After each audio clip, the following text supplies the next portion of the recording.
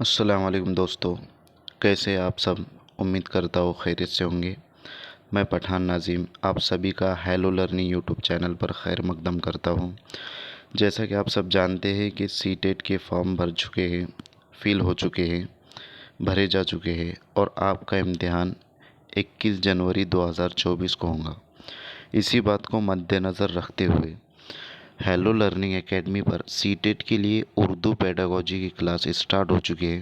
یہاں پر اردو کی سبھی کلاسز سلیبس کے مطابق چلیں گی، یعنی کہ 100% سلیبس یہاں پر آپ کو کروایا جائے گا، وہ بھی فری آف کاسٹ۔ آپ کو کوئی بھی پیڈ کورس لینے کی ضرورت نہیں ہے۔ یہاں پر آپ فری میں مکمل کلاس سلیبس کے مطابق آسانی سے حاصل کر سکتے ہو، دیکھ سکتے ہو۔ بدلے میں آپ کو کرنا کیا ہے کہ چینل کو سبسکرائب کر دینا ہے اور ویڈیو کو اپنے دوستوں میں زیادہ سے زیادہ شیئر کر دینا ہے اور کہنا ہے کہ ہیلو لرننگ یوٹیوب چینل کو دیکھیے اور ویڈیو کو لائک کرنا نہ بھولے اور بیل آئیکن کو پریس کر دینا ہے تاکہ آنے والی ہماری جو ویڈیو رہیں گی آپ تک نوٹیفیکیشن کے ذریعے آپ تک جو ہے تو پہنچ جائے، تو نوٹیفیکیشن کو بھی، بیل آئیکن کو بھی آپ کو پریس کر دینا ہے۔ تو آج ہم اردو پیڈاگوجی کے 30 سوالات ایکسپلینیشن کے ساتھ اس ویڈیو میں ڈسکس کرنے والے ہیں۔ تو فرینڈس، جو کوئی بھی 2024 سی ٹیٹ کے لیے تیاری کر رہے ہوں گے تو اس ویڈیو کو اینڈ تک ضرور دیکھیں، اسکپ نہ کریں، تاکہ آپ کو اردو لینگویج میں کس طریقے سے سوالات پوچھے جاتے ہیں اس کی معلومات ہو سکے۔ اور ویڈیو کو لائک کریں، زیادہ سے زیادہ شیئر کریں، چینل کو سبسکرائب کریں اور بیل آئیکن کو پریس کریں۔ تو فرینڈس، چلتے ہیں ہم اپنے ٹاپک کی طرف۔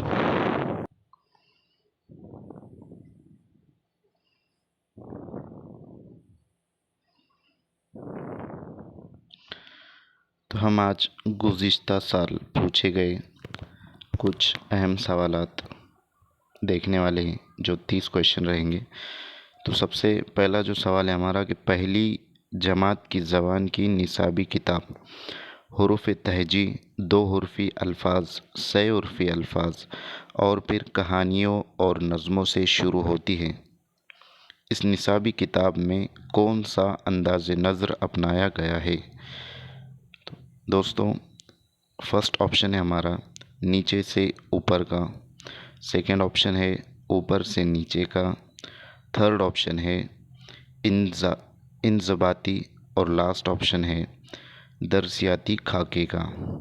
تو دوستوں، ہمارا جو رائٹ آنسر یہاں پر رہے گا وہ رہے گا نیچے سے اوپر کا، یعنی کہ فرسٹ آپشن ہمارا یہاں پر رائٹ رہے گا کہ پہلی جماعت کی زبان کی نصابی کتاب حروف تہجی، اس کے بعد 2 حرفی الفاظ، اس کے بعد 6 حرفی الفاظ اور پھر کہانیوں اور نظموں سے شروع ہوتی ہیں، یعنی کہ نیچے سے اوپر کی طرف جو ہے تو نصاب میں انداز قدر اپنایا گیا ہے۔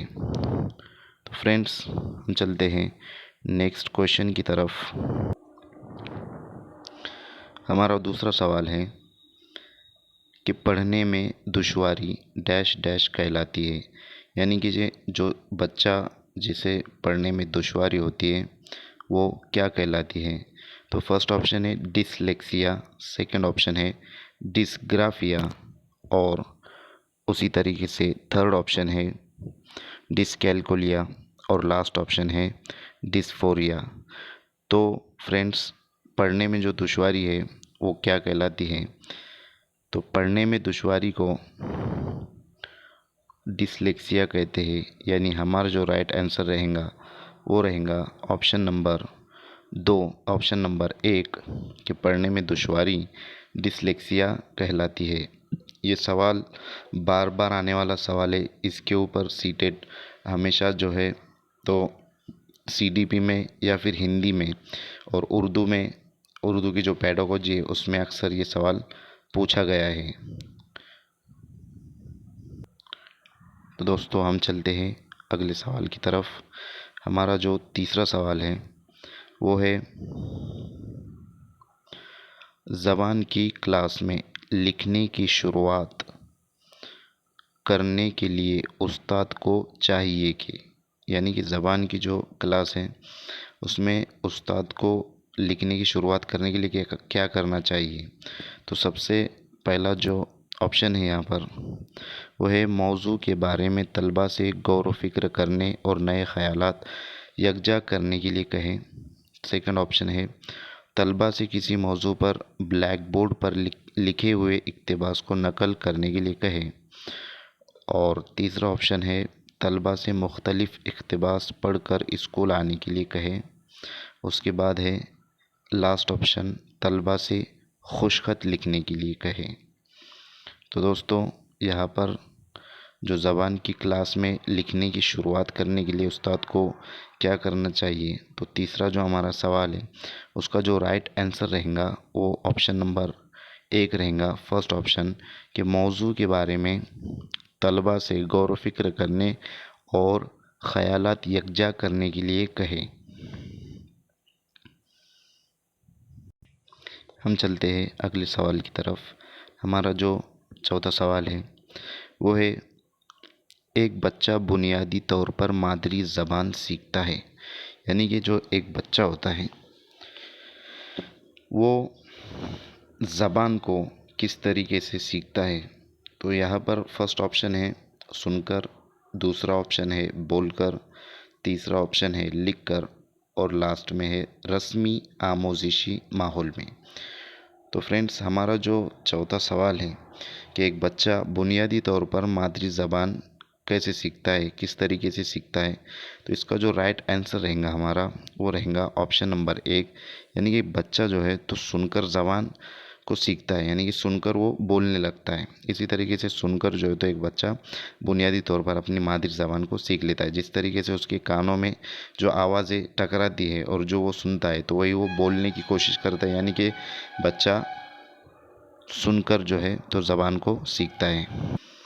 ہم چلتے ہیں نیکسٹ سوال کی طرف۔ ہمارا جو اگلا کویشچن ہے وہ ہے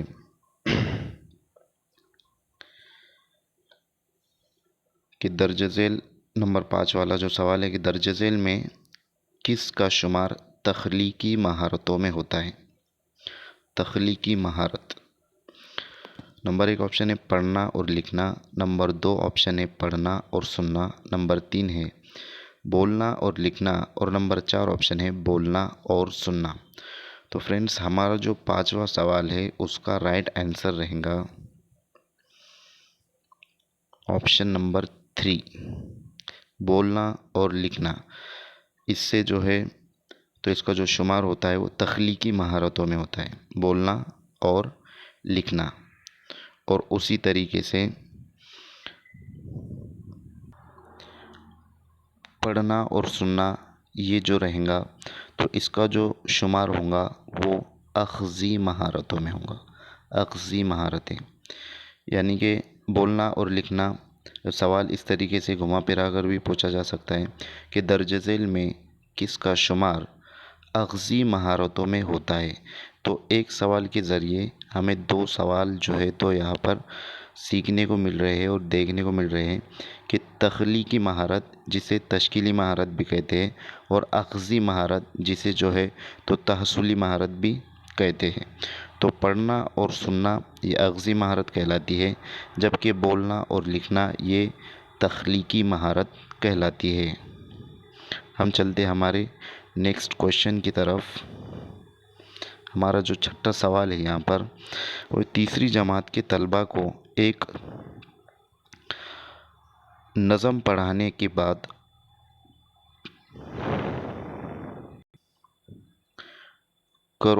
کروینہ نے فیصلہ کیا کہ انہیں کچھ کام دے، درج ذیل میں سے اسے کون سا کام دینا چاہیے تاکہ بچے اس میں پوری سرگرمی سے شریک ہو؟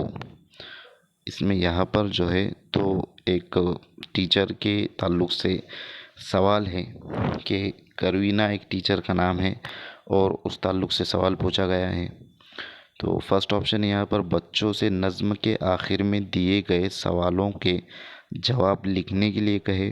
نمبر 2 ہے بچوں سے نظم کے بارے میں مختلف گروپوں میں ایک اپنے جواب دینے کے لیے کہا جائے۔ تیسرا آپشن ہے کہ بچوں سے پوری نظم حروف بحروف زبانی یاد کرنے کے لیے کہا جائے۔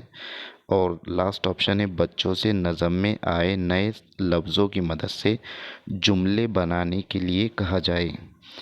دوستو یہاں پر جو ہمارا چھٹا سوال ہے اس کا جو رائٹ آنسر رہے گا وہ رہے گا آپشن نمبر 2، یعنی کہ بچوں سے نظم کے بارے میں مختلف گروپوں میں اپنے جواب دینے کے لیے کہا جائے۔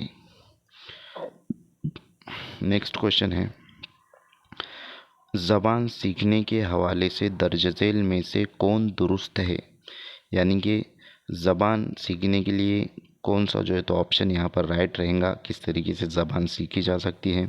فرسٹ آپشن ہے یہاں پر فرسٹ جو آپشن ہے بچے زبان سیکھنے کی پیدائشی صلاحیت نہیں رکھتے۔ نمبر 2 بچے اسکول آ کر زبان سیکھتے ہیں۔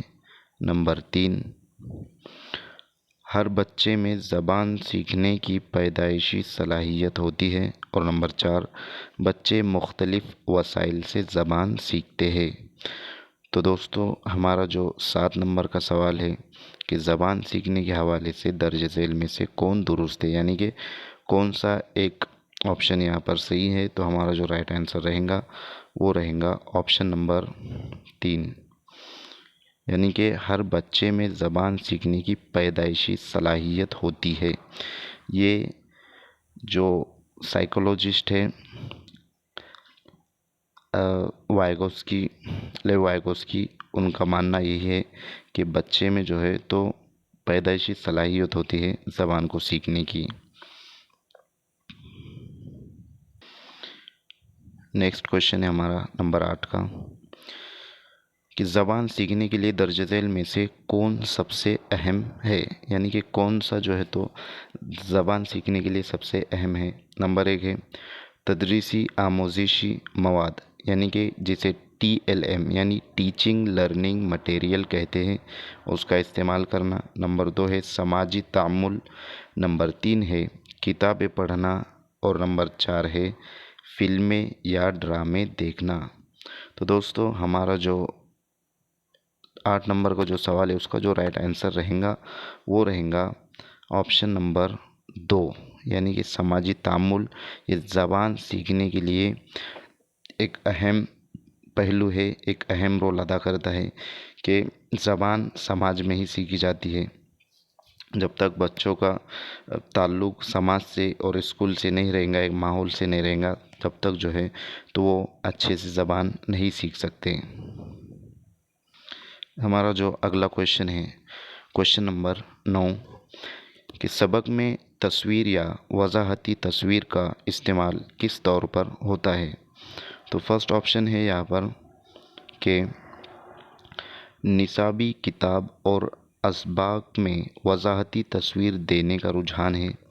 نمبر 2 ہے یہ نصابی کتاب کو جاذب بناتے ہیں۔ نمبر 3 ہے یہ ماجد تصورات کو سمجھنے میں معاون ہوتے ہیں۔ اور نمبر 4 ہے سبق تحریر کرنا مشکل ہے لیکن وضاحتی تصویر بنانا آسان۔ تو ہمارا جو رائٹ آنسر رہے گا وہ رہے گا آپشن نمبر 3، یہ جامد تصورات، غلطی سے ماجد بول دیا ہم نے، یہ جامد تصورات کو سمجھنے میں معاون ہوتے ہیں۔ جامد تصورات یعنی کہ کوئی بھی ایک تصویر ہوتی ہے تو اس تعلق سے پورے سبق کا جو خلاصہ ہے سمجھ میں آ جاتا ہے۔ اگلا سوال ہے ہمارا کوشچن نمبر 10 کہ طلبہ کو اچھا مصنف بنانے کے لیے استاد کو تحریر کے کس پہلو پر سب سے زیادہ توجہ دینی چاہیے۔ نمبر 1 خوش خط پر، نمبر 2 ہے قواعد پر، نمبر 3 ہے تاثیر پر، اور نمبر 4 ہے لفظوں کی تعداد پر۔ تو ایک طالب علم کو اچھا مصنف بنانے کے لیے ایک زبان کے استاد کو تحریر کے کس پہلو پر سب سے زیادہ زور دینا چاہیے؟ اس کا جو رائٹ آنسر رہے گا وہ رہے گا آپشن نمبر 3، تاثر پر۔ یعنی کہ تاثر پر جب استاد تحریر کے پہلو پر جو ہے تو زور دیں گا، اور طلباء کو مصنف بنانے کے لیے استاد کو تحریر کا جو پہلو ہے وہ تاثر ہوتا ہے کہ اس پر جب وہ اس پہلو پر زور دیں گا تو توجہ دیں گا، تو ظاہر سی بات ہے طلباء مصنف جو ہے تو مصنف کی جو خصوصیت ہوتی ہے وہ طلباء کے اندر ضرور آئیں گی۔ تو ہمارا جو رائٹ آنسر رہے گا وہ رہے گا آپشن نمبر 3۔ اس کے بعد سوال نمبر 11 ہے کہ ڈسلیکسیا کس سے متعلق ہے؟ یعنی کہ ڈسلیکسیا کسے کہتے ہیں؟ تو فرسٹ آپشن ہے یہاں پر دینی خرابی، سیکنڈ آپشن ہے کرداری خرابی، تھرڈ آپشن ہے ریاضیاتی خرابی، اور لاسٹ آپشن ہے پڑھنے میں دشواری۔ تو اس سے پہلے بھی ہم نے دیکھیں ڈسلیکسیا کے اوپر ایک سوال آیا تھا کہ ڈسلیکسیا میں کیا ہوتا ہے، تو ڈسلیکسیا میں جو آنسر رہیں گا اس کا وہ رہیں گا آنسر آپشن نمبر 4 کہ پڑھنے میں دشواری کی وجہ ڈسلیکسیا کی وجہ سے ہوتی ہے کہ بچہ جو ہے تو 6 کو 9 سمجھتا ہے، یا پھر بچہ ڈبلیو کو ایم سمجھتا ہے۔ اس طریقے سے یہ دشواری ڈسلیکسیا کے اندر ہوتی ہے۔ اگلا سوال ہے ہمارا سوال نمبر 12 کہ متن پڑھنے میں سب سے زیادہ کس کی اہمیت ہوتی ہے؟ یعنی کہ جو پیراگراف ہے متن ہے اس کو پڑھنے میں سب سے زیادہ اہمیت کس کی ہوتی ہے؟ تو فرسٹ آپشن ہے یہاں پر ہمارا کہ صحیح تلفظ کے ساتھ پڑھنا، نمبر 2 ہے سبھی اعراب کا استعمال کرنا، نمبر 3 ہے متن کے معنی سمجھنا، اور نمبر 4 ہے تیز رفتاری سے پڑھنا۔ تو ہمارا جو کویشچن ہے کہ متن پڑھنے میں سب سے زیادہ کس کی اہمیت ہوتی ہے، اس کا جو رائٹ آنسر رہے گا وہ ہے متن کے معنی سمجھنا۔ یعنی کہ پیراگراف میں کیا لکھا ہے، متن میں کیا لکھا ہے اس کو سمجھنا، یہ متن پڑھنے میں سب سے زیادہ اہمیت کا حامل ہوتا ہے، سب سے زیادہ امپورٹنٹ ہوتا ہے۔ تو ہم چلتے ہمارے اگلے سوال کی طرف۔ سوال نمبر 13 ہے کہ دوسری جماعت کی استاد نشا طلباء کے ذخیرہ الفاظ کو فروغ دینے پر کافی زور دیتی ہے، ذخیرہ الفاظ میں اضافے کی سب سے بہترین حکمت عملی کون سی ہوں گی؟ تو فرسٹ آپشن ہے یہاں پر ایک دوسری جماعت کی استاد ہے جس کا نام نیشا ہے، اور بچوں کے ذخیرہ الفاظ کو فروغ دینا چاہتی ہے، تو اس کو کیا کرنا چاہیے، کون سی حکمت عملی اپنانی چاہیے؟ فرسٹ آپشن ہے کہ طلبہ نیا سبق پڑھنے سے پہلے تمام نئے الفاظ یاد کر لے۔ دوسرا آپشن یہاں پر طلبہ موجودہ سیاق میں نئے الفاظ کے معنی کے بارے میں قیاس کریں۔ تھرڈ آپشن ہے طلبہ تمام نئے یا مشکل الفاظ کے لیے لغت دیکھیں، لغت یعنی کہ ڈکشنری ہوتی ہے اردو کی۔ اور لاسٹ آپشن ہے طلبہ سبق میں آئے تمام نئے اور مشکل الفاظ کو نشان زد کریں اور پھر ان کے معنی یاد کریں۔ تو یہاں پر روٹ میمورائزیشن جسے رٹنا کہتے ہیں، روٹ لرننگ کہتے ہیں، اس پہ جو ہے تو وہ آپشن ہمارا غلط ہی رہے گا سراسر، اور روٹ لرننگ پہ توجہ نہیں دینا ہے۔ اگر ایسے اس طریقے کے آپشن آتے ہیں تو ہمیں وہ نگیٹو ٹائپ کے کویشچن مطلب آپشن ہوتے ہیں تو اس کی طرف نہیں جانا ہے، ہمیں پازیٹیو جو کویشچن رہے گا یہاں پر تو وہ رہے گا مطلب 13 نمبر کا جو سوال ہے اس کا جو رائٹ آنسر رہے گا کہ اس کو استاد کو کیا کرنا چاہیے نیشا کو کہ طلبہ کا ذخیرہ الفاظ بڑھے۔ تو اس میں نمبر 2 کا جو آپشن ہے طلبہ موجودہ سیاق میں نئے الفاظ کے معنی کے بارے میں قیاس کریں۔ جب تک کہ وہ معنی کے بارے میں قیاس نہیں کر سکتے تب تک ان کا جو الفاظ کا ذخیرہ ہے اس کے مطلب الفاظ کا جو ذخیرہ ہے ان کا پروان نہیں چڑھے گا، اور زیادہ مطلب ذخیرہ نہیں ہوگا اس کا۔ تو ہم چلتے ہیں نیکسٹ کویشچن کی طرف۔ ہمارا جو اگلا سوال ہے کافی بڑا سوال ہے، اور اس طریقے کے سوال اکثر ڈالے جاتے ہیں تاکہ ہمارا جو وقت ہے یہ وقت زیادہ سے زیادہ جو ہے تو اس میں لگے، اور وقت ضائع کرنے والے سوال ہوتے ہیں، لیکن ہمیں پڑھنا ضرور ہے سوالوں کو، ویسے چھوڑ نہیں دینا ہے، بڑا سوال دیکھ کے آسان ہوتے ہیں۔ تو سوال نمبر 14 ہے، دوسری جماعت کا استاذ طلباء کو مختلف حرکات و سکنات کے ساتھ ایک دلچسپ کہانی سناتا ہے۔ پوری کہانی سننے کے بعد کچھ طلباء سے کہتا ہے کہ وہ اس کہانی کو اپنے لفظوں میں دوبارہ بیان کرے۔ ایسا کر کے وہ جانچنے کی کوشش کرتا ہے، یعنی یہ ایک استاد ہے دوسری جماعت کا، وہ طلباء کو کہانی سناتا ہے اور پھر کہتا ہے کہ اس کو اپنے لفظوں میں دوبارہ بیان کرو۔ تو ایسا وہ کون سی مہارت کو جانچنے کی کوشش کر رہا ہے اور کیا کرنا چاہ رہا ہے؟ تو یہاں پر ہم دیکھیں گے، یہاں پر جو ہے تو 4 مہارت دی ہوئی ہیں۔ تو فرسٹ آپشن ہے یہاں پر ہمارا سننے کی صلاحیت پر، دوسرا ہے بولنے کی صلاحیت، تیسرا ہے پڑھنے کی صلاحیت، اور لاسٹ ہے لکھنے کی صلاحیت پر۔ تو آپشن یہ نمبر 14 کا جو سوال ہے ہمارا، اس کا جو رائٹ آنسر رہے گا تو وہ رہے گا سننے کی صلاحیت پر، کہ جب طلباء کو استاد مختلف حرکات اور سکنات میں ایک دلچسپ کہانی سنائیں گا تو ظاہر سی بات ہے طلباء جو سنیں گے اور سننے کے بعد ہی جو ہے تو طلباء کچھ نہ کچھ کہہ پائیں گے اور کہانی کو دوبارہ بیان کر پائیں گے۔ تو ہمارا جو لاسٹ صحیح آنسر رہے گا وہ رہے گا سننے کی صلاحیت۔ Option number first is right answer. ہم چلتے ہیں ہمارے اگلے سوال کی طرف۔ سوال نمبر 15 ہے کہ کلاس روم کی دیواروں پر بہترین تصویر ہونے کا مطلب ہے، یعنی کہ جو کلاس روم ہوتی ہے اس پہ تصویریں لگائی جاتی ہے مختلف قسم کی، جو اسباق سے ریلیٹڈ کتابوں میں جو سبق ہوتے ہیں اس سے ریلیٹڈ ہوتی ہے۔ تو فرسٹ آپشن ہے یہاں پر، وہ مطلب کلاس روم کی دیواروں پر اس طریقے سے تصویریں کیوں لگاتے ہیں؟ تو اس کا فرسٹ آپشن ہے کلاس روم کی دیوار میں رنگین ہے، کلاس روم کی دیوار میں رنگین ہے۔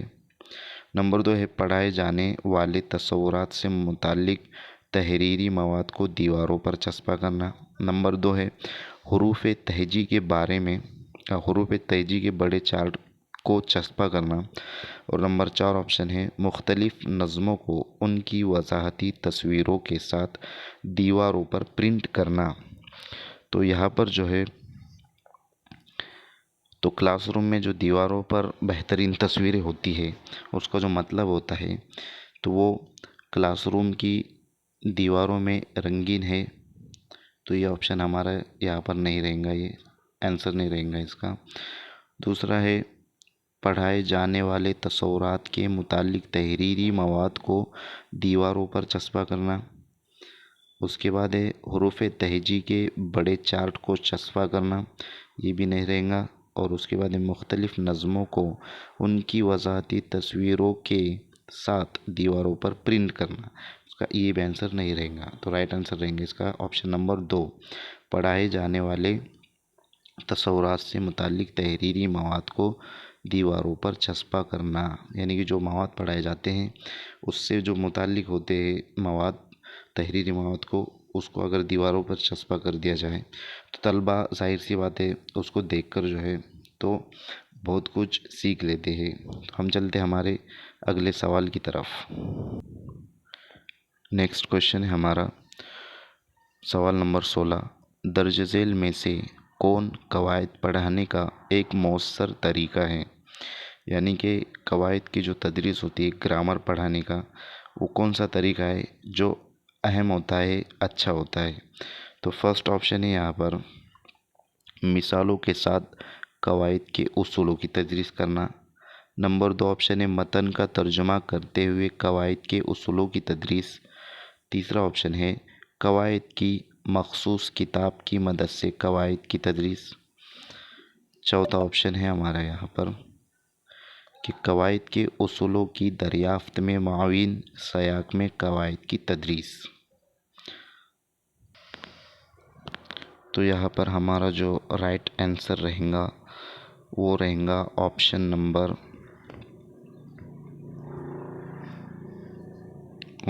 1 کہ مثالوں کے ساتھ قواعد کے اصولوں کی تدریس، یہ مثال دے کر جو ہے تو قواعد کی تدریس کرنا، یہ رہے گا۔ تو یہ جو ہے تو آپشن ہمارا یہاں پر اس کا آنسر یہ نہیں رہے گا شاید. اس کا جو رائٹ آنسر رہے گا وہ رہے گا کہ مثالوں کے ساتھ قواعد کے اصولوں کی تدریس کرنا، مثالوں کے ساتھ تدریس کرنا، جس میں استقرائی طریقہ استعمال ہوتا ہے. یہ جو ہے تو قواعد پڑھانے کا ایک مؤثر طریقہ ہے.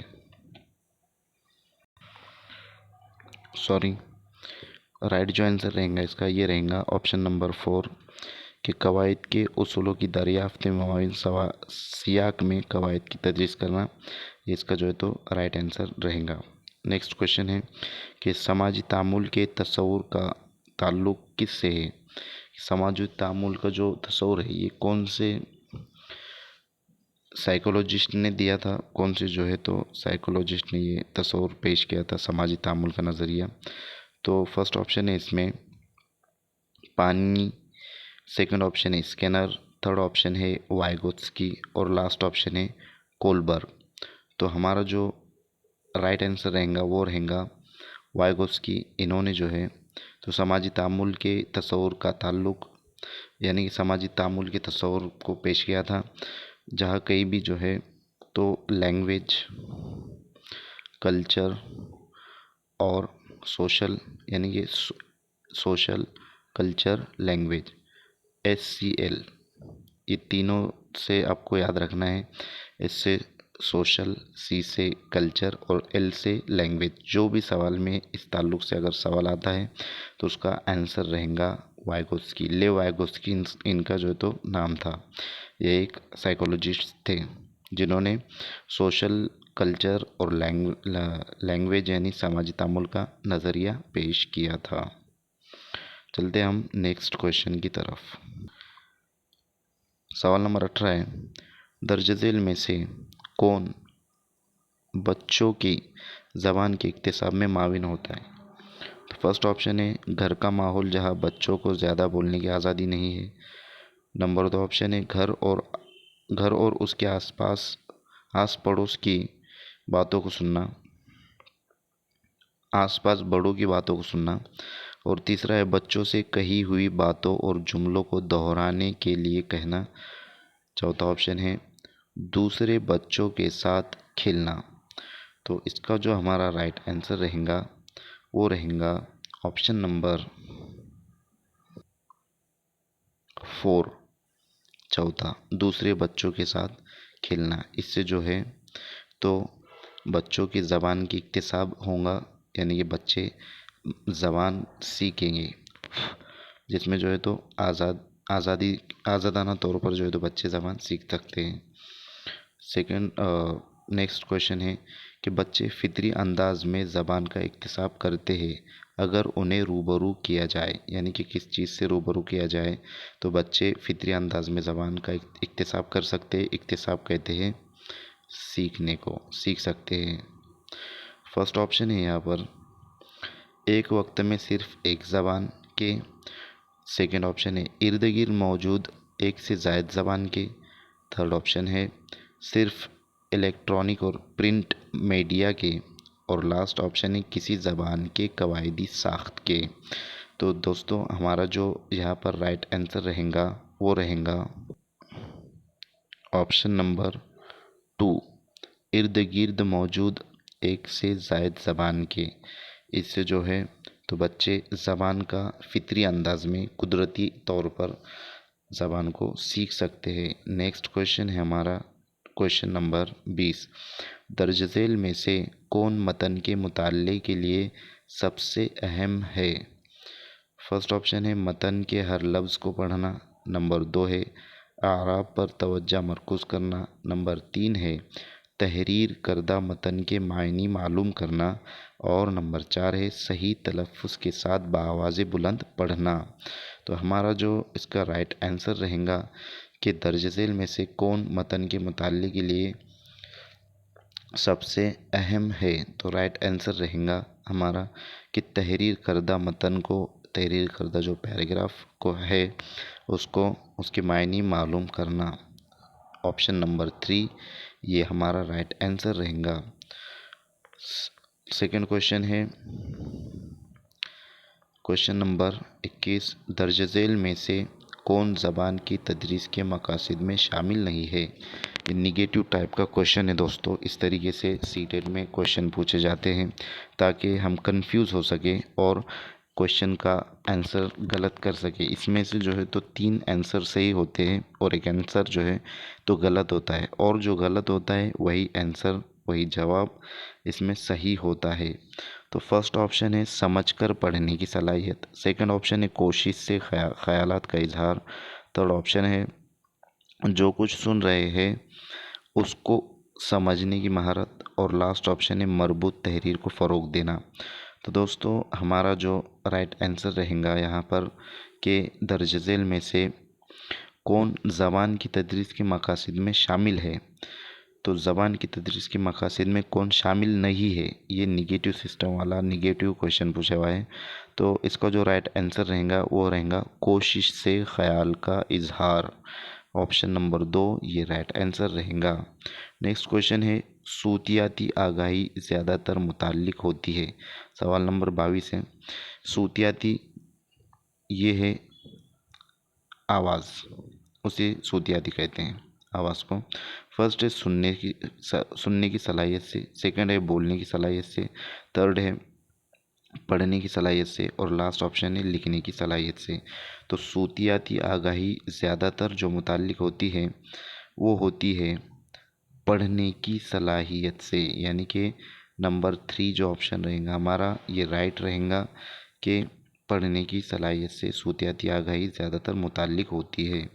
नेक्स्ट क्वेश्चन है कि नोम चॉम्स्की का मानना है कि बच्चों में ज़बान की कुदरती महारत होती है, यानी उसकी किस तरीके से जो है तो होता है। तो फर्स्ट ऑप्शन है यहाँ पर इक्तिसाब की, सेकंड ऑप्शन है नकल की, थर्ड ऑप्शन है तब्दीली की, और लास्ट ऑप्शन है तर्जुमे की। तो नोम चॉम्स्की एक साइकोलॉजिस्ट है, एक माहिर नफ्सियात है। उनका मानना है कि बच्चों में ज़बान की जो कुदरती महारत होती है वो कैसी होती है।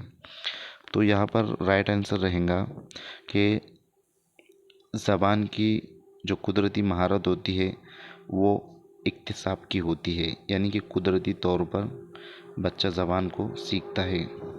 तो राइट आंसर जो हमारा रहेंगे यहाँ पर इक्तिसाब रहेगा, इक्तिसाब करना यानी सीखना। नेक्स्ट क्वेश्चन है कि ज़बान की महारत की तदरीस होनी चाहिए, यानी कि जो ज़बान की महारत है ये 4 महारतें हैं। एक है सुनना, दूसरा है बोलना, तीसरा है लिखना, और चौथा है पढ़ना। तो ये इस तरीके से 4 महारतें हैं, सुनना, बोलना, लिखना, पढ़ना, जिसे LSRW भी कहते हैं, लिसनिंग, स्पीकिंग, रीडिंग और राइटिंग। तो यहाँ पर फर्स्ट ऑप्शन है नकल के ज़रिए, सेकंड ऑप्शन है अलग थलग, थर्ड ऑप्शन है तफसीली वज़ाहत के ज़रिए, और लास्ट ऑप्शन है एक मरबूत अंदाज में। तो ज़बान की जो महारत है, ज़बान की महारत की जो तदरीस है वो कैसी होनी चाहिए। तो इसका जो राइट आंसर रहेगा हमारा वो रहेगा ऑप्शन नंबर 4, एक मरबूत अंदाज में जो है तो ज़बान की तदरीस होनी चाहिए। नेक्स्ट क्वेश्चन है क्वेश्चन नंबर 25, उस्तानी यानी एक टीचर इब्तिदाई दर्जात के तलबा को कुछ तस्वीर बनाने और उनमें रंग भरने के लिए कहती है, वो इस तरीके से क्या कर रही है, इस तरह से वो क्या करना चाह रही हैं। तो फर्स्ट ऑप्शन है क्लास में खामोशी बनाए रखने के लिए तलबा को मसरूफ़ रखती है, सेकंड ऑप्शन है लतीफ़ हुर्की महारत को फ़रोग़ दे रही है, थर्ड ऑप्शन है उभरते फ़नकार बच्चों को मौका फराहम कर रही है, और लास्ट ऑप्शन है बच्चों को सिर्फ काम में शामिल कर रही है। तो दोस्तों यहाँ पर चौथा जो है तो हमारा ऑप्शन गलत रहेगा, क्योंकि ये निगेटिव टाइप का ऑप्शन है।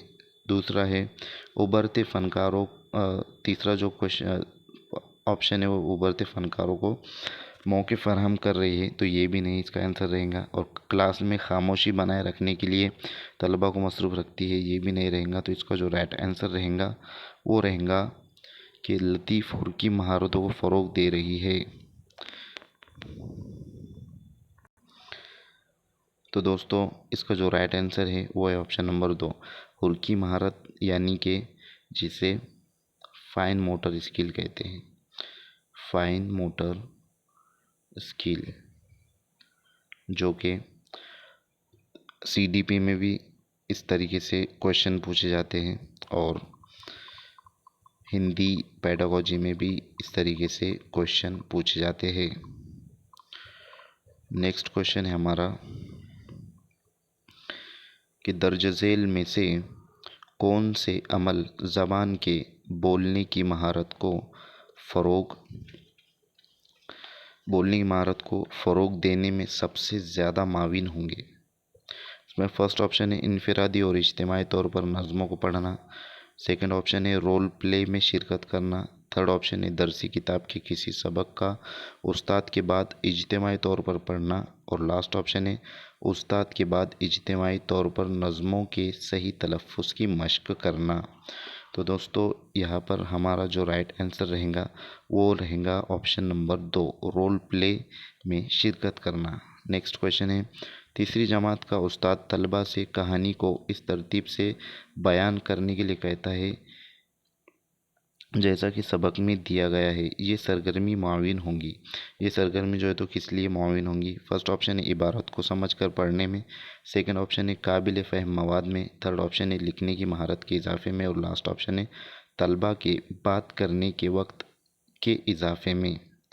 تو دوستو ہمارا جو رائٹ آنسر رہے گا کہ تیسری جماعت کے استاد طلبہ سے کہانی کو اس ترتیب سے بیان کرنے کے لیے کہتا ہے کہ جیسا کہ سبق میں دیا گیا ہے۔ تو رائٹ آنسر رہے گا عبارت کو سمجھ کر پڑھنے میں، یعنی کہ فرسٹ آپشن ہمارا یہاں پر رائٹ رہے گا، عبارت کو سمجھ کر پڑھنے میں۔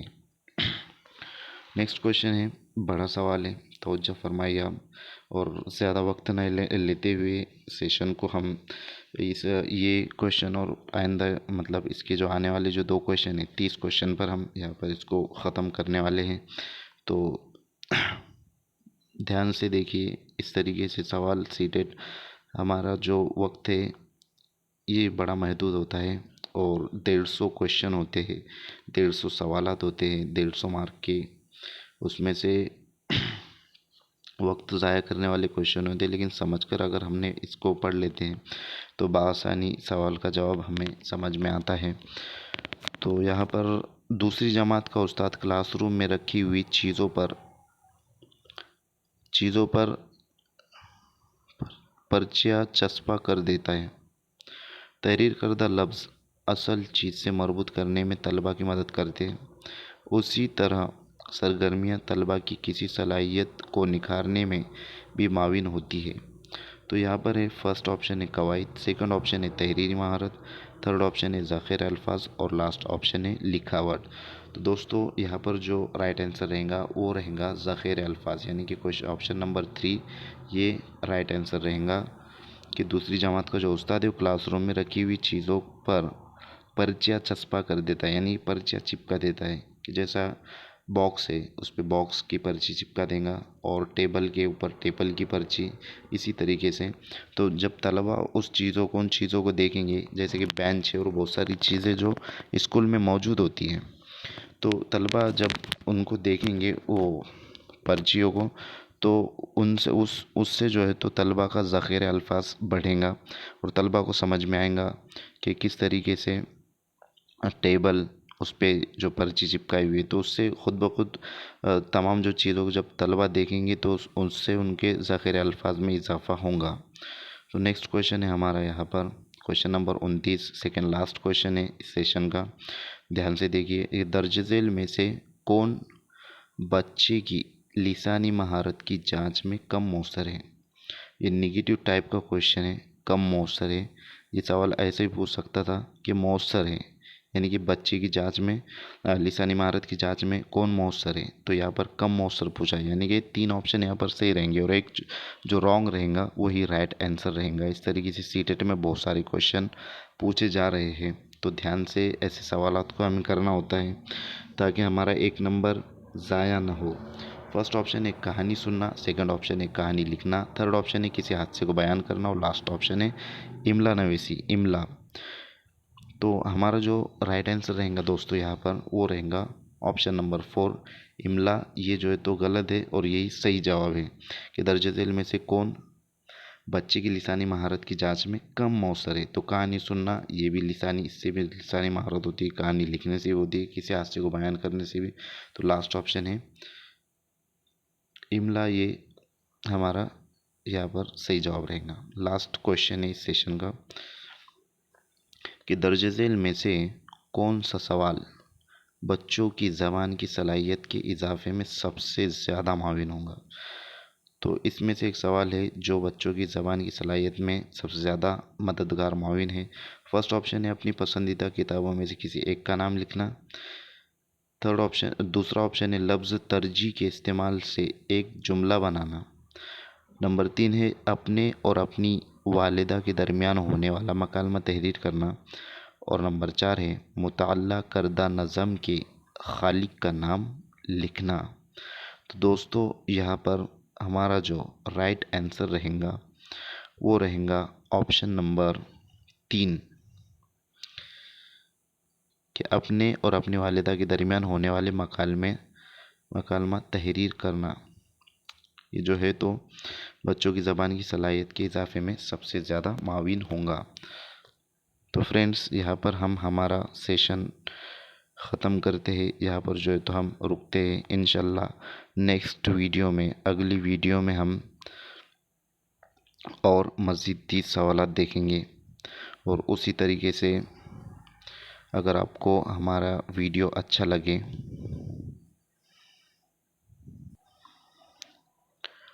تو ویڈیو کو اپنے دوستوں میں زیادہ سے زیادہ شیئر کیجیے، چینل کو سبسکرائب کیجیے، بیل آئیکن کو پریس کیجیے تاکہ آنے والی ویڈیو کی نوٹیفیکیشن آپ تک پہنچے. اور انشاءاللہ کل ہم نیکسٹ سیشن دیکھیں گے، اس میں بھی ہم 30 سوالات کریں گے. اور اگر آپ کا کوئی بھی ڈاؤٹس اور کوئی بھی آپ کو جو ہے تو سوال کرنا ہے تو آپ کمنٹ باکس میں کمنٹ کر سکتے ہو، آپ کا سوال کر سکتے ہو. انشاءاللہ اس کی جواب دینے کی کوشش کی جائیں گی. Thank you very much. Thank you for watching my video. Thank you very much indeed for your cooperation and have a nice day.